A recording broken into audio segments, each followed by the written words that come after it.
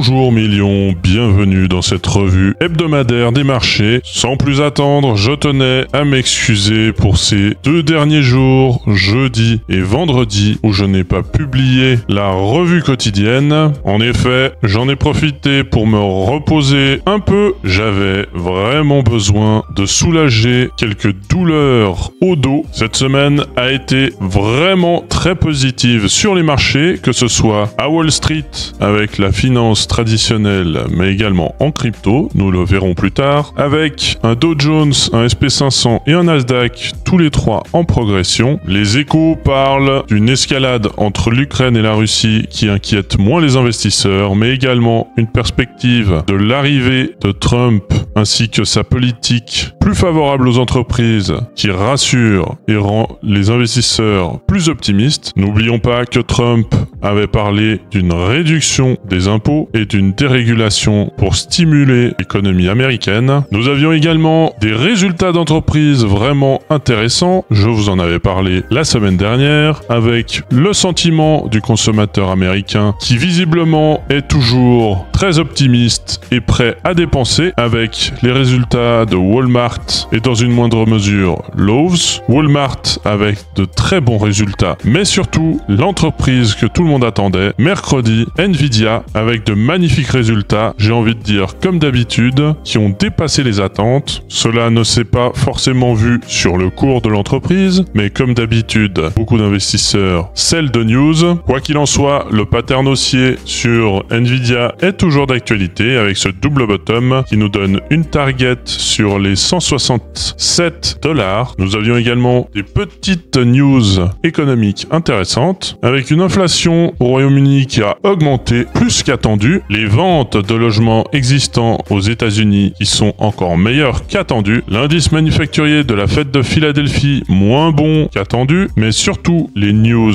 qui étaient les plus attendues et les plus regardées, c'était vendredi avec le PMI des services bien meilleur qu'attendu et un PMI manufacturier conforme aux attentes, témoignant ainsi de la force, s'il en fallait encore une preuve, de l'économie des États-Unis à l'heure actuelle. Le SP500 qui nous fait une belle bougie hebdomadaire haussière. Là aussi, le W est assez clair. Vous pouvez même dire qu'il s'agit d'une tasse à vacances. Avec un objectif sur les 6200 points, il ne nous reste plus que 3,5% de hausse avant d'atteindre l'objectif de ce pattern haussier. Le Nasdaq également avec une belle bougie haussière sur la semaine, qui a également le pattern haussier que je vous avais partagé il y a quelques semaines. Contrairement au SP500, ce n'est pas une tasse à vacances, mais plutôt un double bottom cette fois-ci. Mais l'objectif ne change pas et nous ne sommes plus qu'à environ 6,3% de hausse avant d'atteindre cet objectif qui se trouve sur les 22 170 points. Vraiment, l'indice qui m'a impressionné cette semaine est le Russell 2000 avec une bougie hebdomadaire incroyable, affichant une hausse de quasiment 4,6%. Regardez-moi ce pullback incroyable. Nous avions ici un W assez clair, la ligne de coût, l'objectif que nous avions atteint, je vous l'avais partagé la semaine dernière. Une fois cet objectif atteint, un pullback sur mon support et une reprise haussière pour aller à présent vers un nouvel ATH, car oui, nous ne sommes plus très loin de l'ATH de 2021. Ici, en réalité, il ne reste plus que 2,2% au Russell 2000 pour nous faire un nouvel ATH. Gardez bien à l'esprit que le Russell 2000 représente les 2000 plus grosses entreprises américaines. Il s'agit donc d'un magnifique indice pour garder un œil sur les moyennes et les petites valorisations américaines. Un autre indice intéressant est le VIX qui continue de rester sur ses plus bas avec une bougie hebdomadaire bien baissière. Les tensions entre l'Ukraine et la Russie ont visiblement déjà été oubliées pour l'instant. Le grand gagnant de cette semaine est l'or avec cette immense bougie hebdomadaire qui affiche une performance incroyable de quasiment 6%. Oui, vous avez bien entendu, 6% sur une semaine pour l'or. C'est incroyable, franchement. Regardez-moi ça. Quel magnifique pullback dans une tendance haussière. La semaine passée, je vous parlais d'une potentielle rotation des capitaux ici. Mais il ne faut pas oublier que nous sommes en tendance haussière et que tous les retracements s'achètent dans une tendance haussière. La preuve en est encore ici. Il est intéressant aussi de remarquer que je vous ai laissé tous mes ranges précédents et en réalité nous sommes allés rebondir sur le haut du range de fin août début septembre, ici avec une magnifique bougie haussière de type marteau. Encore un bel exemple qu'il faut conserver ces précédentes analyses afin de gagner en pertinence sur vos graphiques. Une hausse de l'or impressionnante étant donné que le dollar a également progressé durant la semaine. Le DXY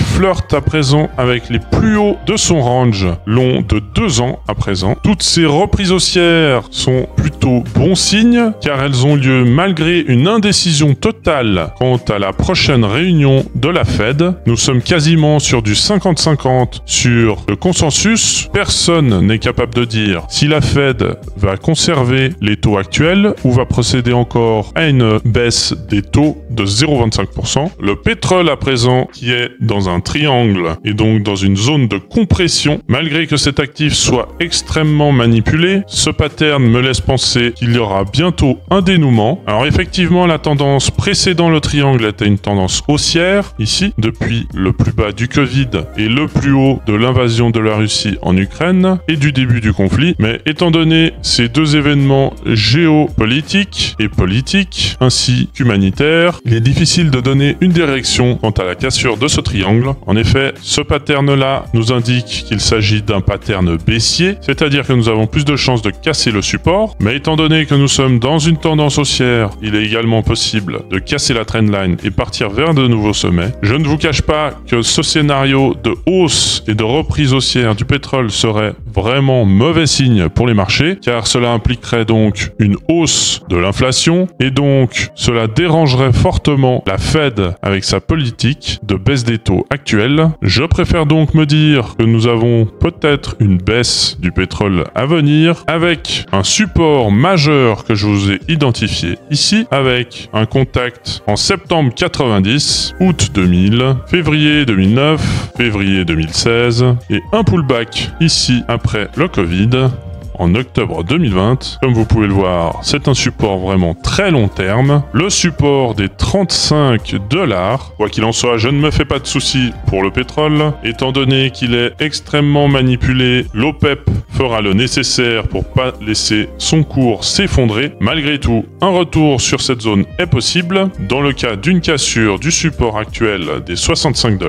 En cas de cassure, par contre, de la trendline, l'objectif majeur sera, comme toujours, le début de la trendline, à savoir le point ici des 95 $. Vous l'aurez compris, rien ne sert d'anticiper le mouvement, il suffira de regarder quel est le côté qui cédera en premier et de vous fier à votre graphique. Les cryptos, cette semaine, ont été fantastiques avec une capitalisation totale des crypto-monnaies qui s'est envolée, cassant son précédent sommet de 2021. Nous sommes donc à présent autour des 3,3 trillions et en bonne route pour aller atteindre la première grosse étape de l'extension de Fibonacci, la zone des 100% sur les 3,62 trillions. Intéressant de se dire que cette hausse de la capitalisation a eu lieu alors que la dominance du Bitcoin, elle, a chuté cette semaine. Une belle bougie vendeuse en hebdomadaire. Attention, nous sommes toujours dans la tendance haussière. Comme vous pouvez le voir, la trendline tient toujours, elle n'a pas été cassée. Je commencerai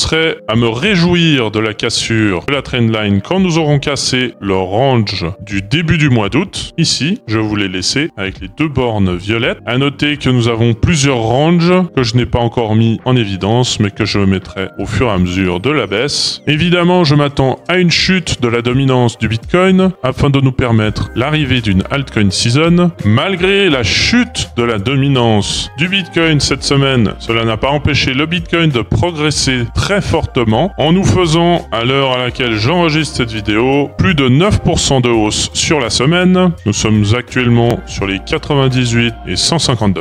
Je vous ai mis une ligne jaune sur le seuil psychologique des 100 000 $, ce niveau de prix que tout le monde attend. La première fois que le Bitcoin se négociera à 6 chiffres, tout le monde l'attend et comme tout le monde l'attend, évidemment, on n'y va pas tout de suite et on tergiverse un petit peu avant. C'est absolument logique. Vous avez donc ici un bel exemple de seuil psychologique, lorsque je vous en parle dans mes analyses, un seuil psychologique fonctionne extrêmement bien car énormément de monde a mis ses prises de profit juste avant les 100 000 $, de peur qu'il ne soit pas cassé ou simplement parce que normalement, lorsque vous avez un seuil psychologique, tout le monde met ses objectifs avant afin d'être sûr d'être exécuté. Le Total 3 également qui a progressé fortement cette semaine, se rapprochant gentiment de son ATH, un ATH qui se trouve sur les 1,13 trillions et qui à présent ne se trouve plus que à 19,6%. Je vous ai fait un bel article hier pour vous expliquer justement où est-ce qu'on se situait dans le cycle actuel, car effectivement nous voyons beaucoup de coins qui partent plein nord, d'autres qui sont à l'arrêt. Il est intéressant de se référer au cycle précédent, c'est exactement ce que j'ai fait en prenant l'exemple du cycle de 2021, vous montrant ainsi la corrélation entre la dominance du Bitcoin avec son pic et sa chute, mais également avec le Bitcoin, ainsi que le Total 3 ou encore le Dogecoin. Je vous laisserai y jeter un œil, c'est plutôt intéressant. Le Dogecoin, justement, parlons-en, une crypto-monnaie qui a déjà quitté la gare à mes yeux. En effet, l'entrée, selon ma méthode, était à la cassure de la trendline et donc de cette zone de consolidation. Vous aviez un pullback ici sur la trendline ou encore des pullbacks sur mes supports ensuite, mais très clairement le point d'entrée était ici à mes yeux, donc sur la zone des 10 centimes. Vous avez eu ensuite une belle hausse. À l'heure actuelle nous sommes sur les 43 centimes. Intéressant de remarquer que le triangle haussier a été cassé, un pullback a été fait dessus et nous sommes déjà partis au nord. Les objectifs que j'ai pour le Dogecoin sont encore bien plus hauts effectivement, mais à mes yeux il y a de meilleures opportunités à l'heure actuelle. Si par exemple vous avez loupé l'entrée sur le Dogecoin, forcément si vous rentrez maintenant sur le Dogecoin, vos bénéfices seront moins importants et moins intéressants. N'oubliez pas que quand vous entrez sur un trade, vous devez penser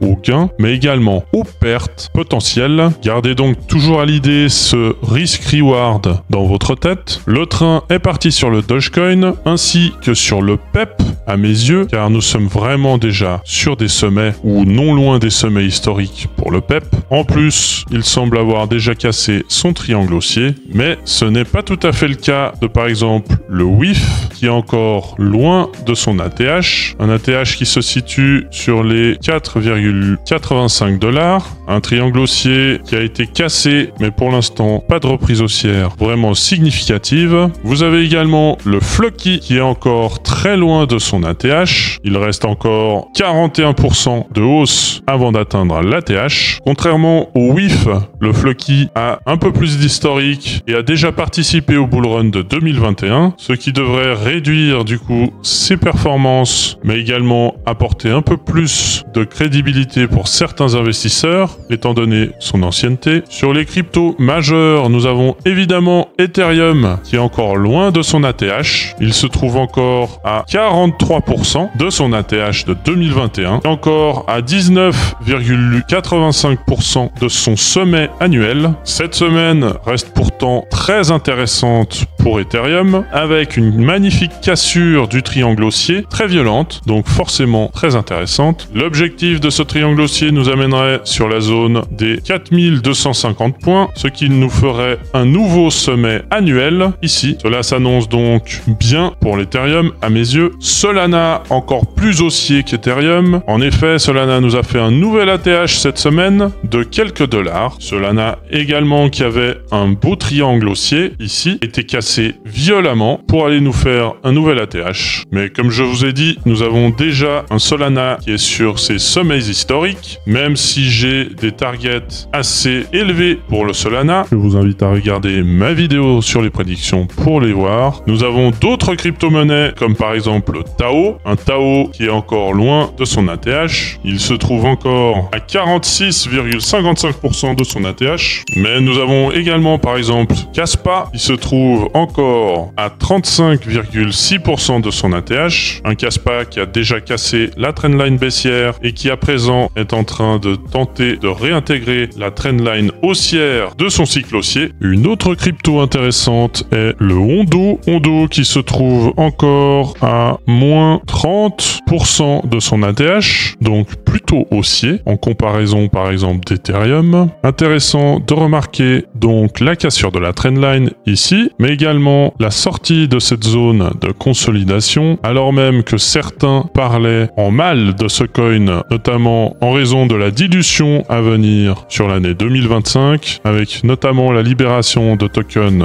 en janvier 2025. D'autres investisseurs en ont profité pour rentrer massivement ici, dans cette zone de consolidation, comprenant qu'évidemment une dilution ne se fera pas du jour au lendemain, ce qui risque bien de ne pas impacter ce bullrun, mais le bear market et le prochain bullrun. Je pense avoir parlé de mes prédictions pour ce token dans la vidéo partie 2. Je vous laisserai donc y jeter un œil. J'espère que vous vous rendez donc compte ainsi que nous sommes encore très loin d'avoir terminé ce bullrun. À mes yeux, il reste encore de très belles opportunités. Il faut simplement savoir les saisir et bien observer vos graphiques sans émotion. Une semaine importante nous attend avec les minutes de la Fed mardi et mercredi soir. Il s'agit là du compte-rendu de la réunion du FOMC. Cela nous permettra d'avoir un avis plus clair de tous les membres de la Fed quant à l'état actuel de l'économie. Nous aurons également mercredi le PCE Core, c'est-à-dire l'indice des prix à la consommation des ménages, attendu à 2,7%. La fin de semaine sera très faible en volume étant donné que nous serons sur 2 jours fériés pour Thanksgiving. À noter que jeudi, les marchés seront fermés pour les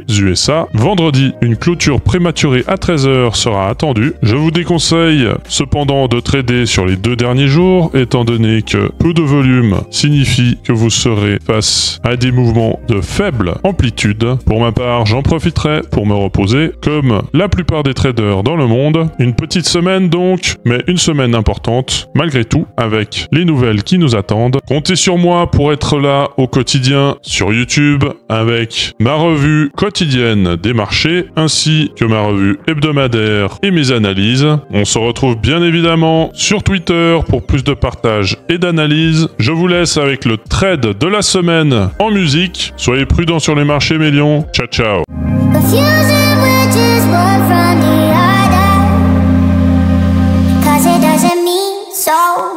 In the end, so much in the end. I've